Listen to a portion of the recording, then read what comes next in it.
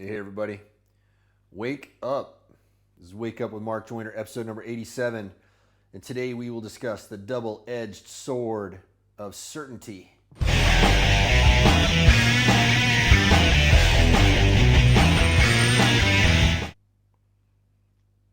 Are you certain? People ask you that all the time. Are you certain? Can you really be certain about anything?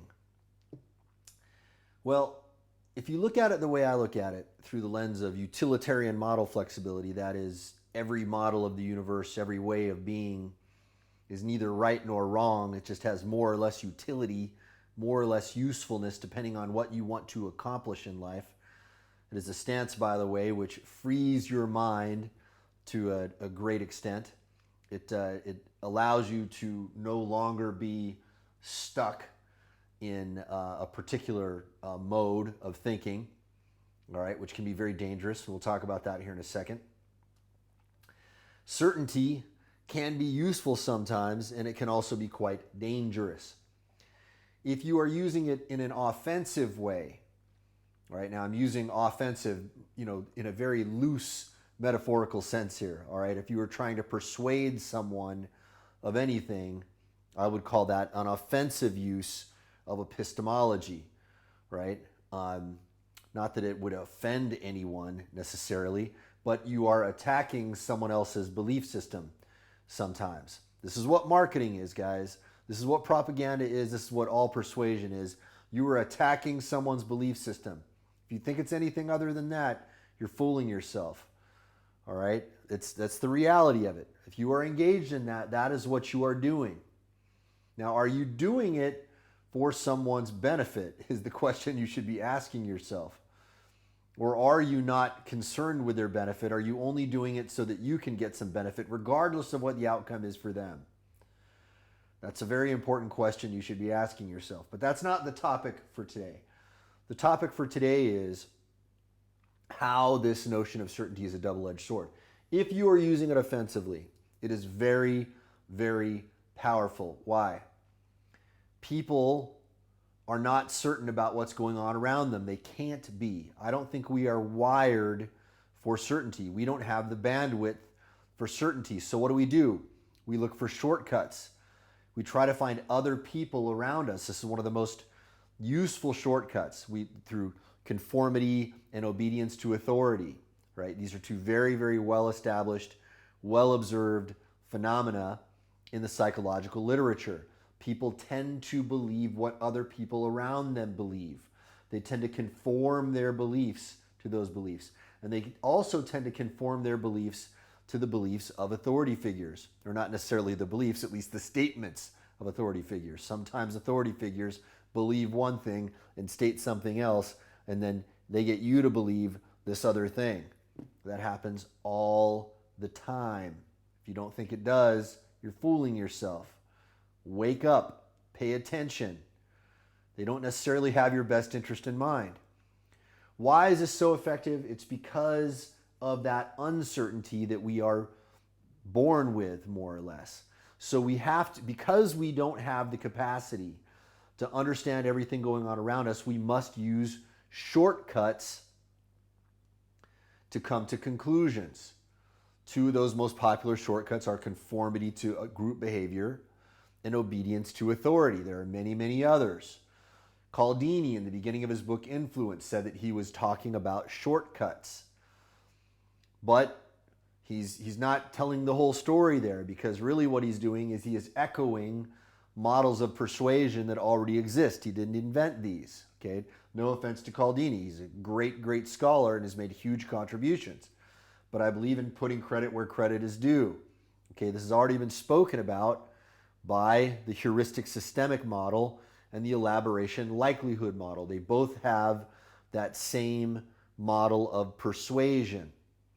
So when you come to people and you are certain about things, people will be attracted to you. Think about it. If you were watching an advertisement of a guy who's like, well, I'm not really sure if this works or not. It seemed to be okay when I tried it, and some people tried it and they liked it. Who knows, maybe it will work for you. Would you be very inspired to buy from that guy? Of course you wouldn't. Of course you wouldn't, right? Think about it. Now, if, however, that same guy came to you and he said, and he was exuding certainty, he had all of this evidence, and no matter what you said, he was unshakable, you would find that very charismatic. You would be attracted to that because you're like, well, how else is this person so certain? They must have done their homework. They must have done their research. Now, the problem with this is, as followers, as humans who are trying to find the truth, whatever that actually is, when we have certainty about particular beliefs, we close ourselves off from evidence to the contrary. This is the definition of confirmation bias. We begin to look for evidence to support those beliefs rather than take in other evidence that might negate it. Now, I get into discussions with people about diet all the time, and I do this on purpose. Why do I post questions about diet and about politics? Is it because I want to stir up trouble? Is it because I'm trying to get a lot of exposure by starting a fight on the internet? No. If my aim was to get people listening to me, I would take a very, very different approach. When I post questions like that, I am trying to trigger people into thinking. I'm trying to expose them to counterpoints of view so that they might loosen up their positions a little bit. Let's take diet. I see a lot of people who are super, super certain that diet X, Y, or Z is the only right diet for humanity. And all of them present very compelling cases. Guys, I've been down all these rabbit holes myself. Okay, I was, for a while there, convinced that the vegan dogma was that was the truth. I watched all the documentaries. I read all the books. I took a dive into the literature. I read the China study. Okay, I probably understand it deeper than most of the vegans do because I actually tried to understand the data. But over time, some things happened. One is I started to have negative effects from the vegan diet for my health. Two was, as I started to dive into the literature a little bit, I started to see potential flaws in the literature. The vegans will tell you that the literature is unequivocal, that it's irrefutable, but that there is a settled science case. And by the way, there's no such thing as settled science. Anybody who tells you the phrase settled science, I'm sorry, they have disqualified themselves epistemologically. You are not qualified to have that conversation if you believe settled science exists. Why? Because it's completely contra to the spirit of science itself. Science is remaining open. It's making observations. It's formulating hypotheses. It's gaining greater and greater degrees of certainty about those hypotheses, but it is never closed off from the possibility that it might be wrong, that it might not be looking at the whole picture. For example, we used to think that the periodic table of the elements was all there was in the world of chemistry. But now with the nanomaterial revolution, we know that behind the periodic table, there's another periodic table and another one and another one and another one. Okay, that's when we were so certain about that was everything, and you've got so many, chauvinistic scientific bigots out there who are like, oh, we've got it all figured out. And then you present new evidence to them. You take those things and compare those things. When you see that guy who's really, really certain, who's like, no, this is reality. These are scientific laws. Therefore, they are not to be questioned. They are called laws for a reason. There's no way to disprove them. But then you take that same guy, you juxtapose that with a little bit later, us discovering contexts where these things are not true. The laws of physics, for example, we know that there are contexts in which the laws of physics do not apply. At least the Newtonian laws of motion. We know that at a subatomic level, they do not apply. So how certain are you of things? How certain are you?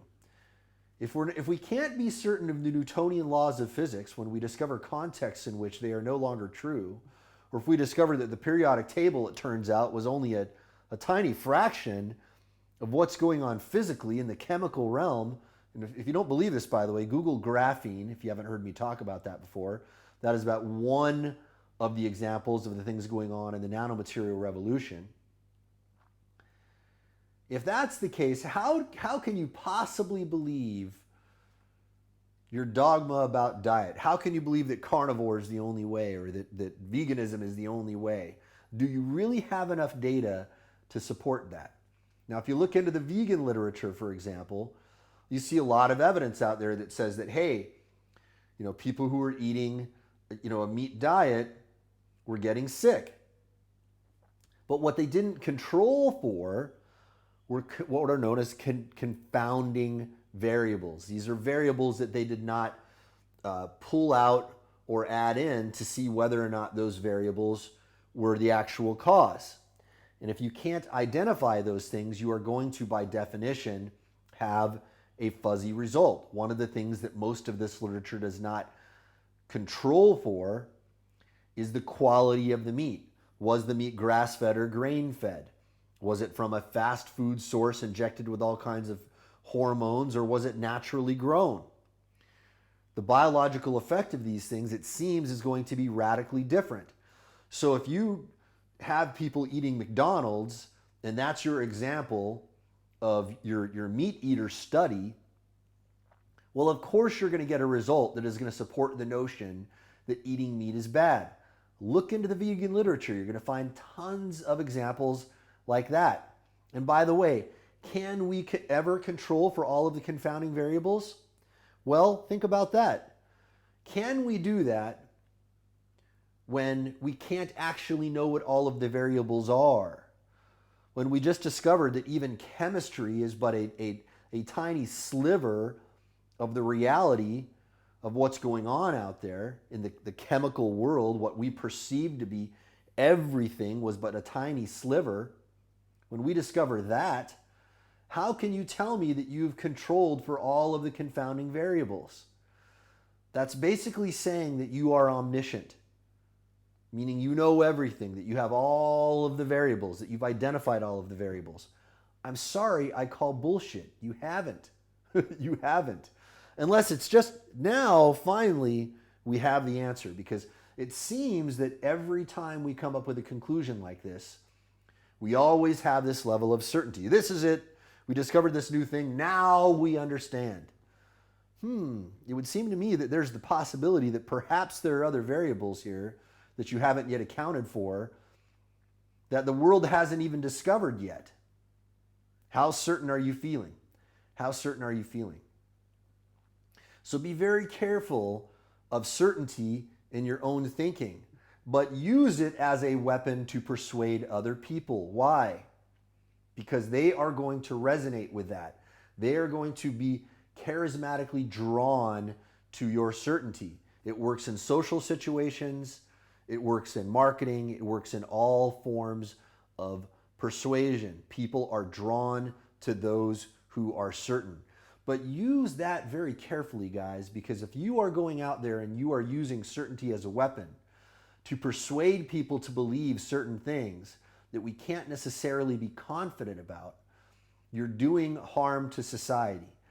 But if you are using your certainty and your confidence to get those who want to follow you to have more confidence in the project that you're working on, I don't see any problem with that, because you've got to give it your best shot. Otherwise, how are you going to know whether or not it's going to work? If you're going to use it to persuade your family or potential lovers, right, to be more attracted to you, that to me is all fair game, as long as you are not corrupting the data set in their head. Okay, but if you can exude the certainty that you have inside you whatever it's going to take to get the job done, if you can exude the certainty that, hey, you know what, maybe I'll experience setbacks, but I will get my ass back up and fight, I can guarantee you that. If that's the kind of certainty you're exuding, I think that's a healthy thing. I think that's a good thing. I think people are going to be drawn to that. And notice the difference. You're exuding certainty about something inside you as opposed to certainty about things about which we have no business being certain. Okay? We don't have any business being certain about diet, guys. I'm sorry. I'm sorry. If you really look into the literature, I think you're going to find that to be true. And if you juxtapose this with the history of science, about how everything is constantly evolving, and about how we keep discovering more and more layers of complexity to this whole picture. For example, another example is what we discovered about the microbiome. It's possible that when people have individual differences in the microbiome, diet A and diet B are going to have radically different effects on those people. And we don't know how to change the microbiome yet. Taking probiotics is not going to have a huge impact on your microbiome. The only thing we know, and you're going to get grossed out when I tell you this, but the only relatively reliable way that we've been able to adjust the microbiome on people has been through something called fecal transplantation. And even that is rather uncertain. You can Google that if you want to find out what it is. It's gross, but it's a valid therapeutic protocol. But what that tells me is that the microbiome is extremely complex. It's still totally unknown. I mean, we know it a lot better now than we did 20 years ago.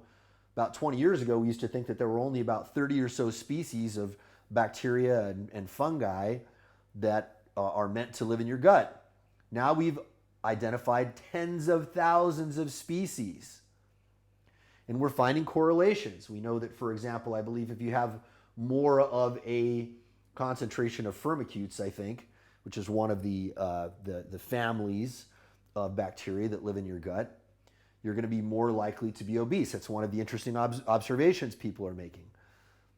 Is that a hard and fast rule? How can we know? How can we know? Maybe there are still more extenuating circumstances, more confounding variables that we have not yet identified. So if you come at me and you write under this that you've got all this evidence, and by the way, I've even had to block some people, because they're so certain about their outcome and they won't listen to any information or evidence to the contrary, and they're going to be insulting and rude to people who question it. For example, I was just a couple days ago, someone compared me to being a flat earther because I questioned whether or not veganism was settled science. Yes, I have failed to stay up with the times, right? It was a rather absurd comparison. A rather absurd comparison. People like that, you got to be very, very careful about them because they will corrupt your data set. Know what you can know and be very careful about what you choose to believe, okay? And be flexible about what you can believe. Use it as a tool, guys, because if you are walking around the world with certainty about one particular belief or another, understand that you are walking around with a mental handicap that is going to prevent you from seeing the full picture. All right, guys, that's it for today. You have a beautiful day, and I'll talk to you all.